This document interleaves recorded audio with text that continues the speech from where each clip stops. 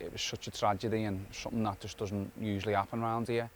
I remember coming to the game, to the stadium on the Saturday, and the atmosphere was a little bit subdued. We'd had a member of staff affected, but I remember the fans really coming together, and I think we scored a goal late on, and the emotion that came out of everybody was just something that didn't happen throughout the rest of the season.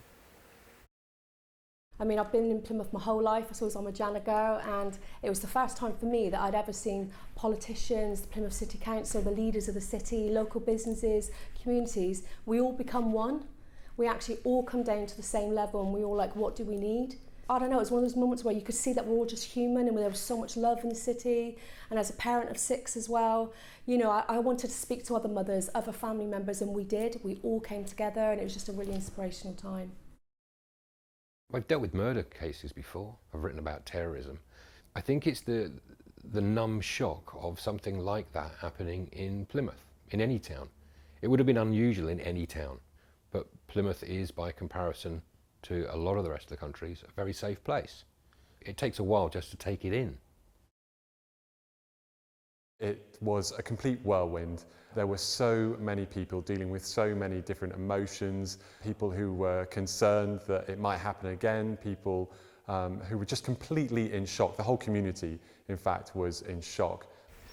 The news obviously spread, you know, up and down the country of what had happened, and yeah, it just showed what a good community when everybody can stick together, and through tough times and through good times, it just showed it's a special place to be.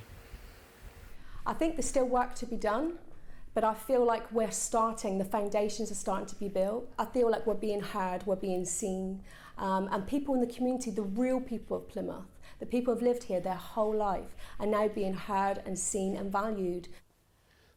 Grief is always individual. Whoever dies, it is the family that deal with it. Wives, husbands, brothers, siblings, children. They're the ones who sort of deal with the loss element.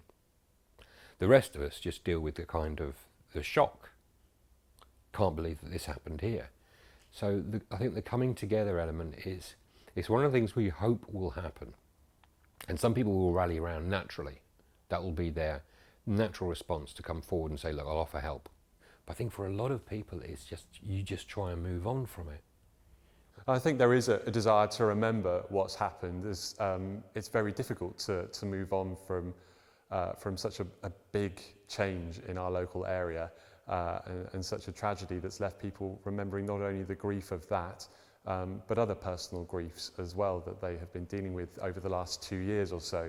But there's also, I think, a strengthening of will and a resolve to make something good come out of something bad. And I think that is something that everybody would want to see happen.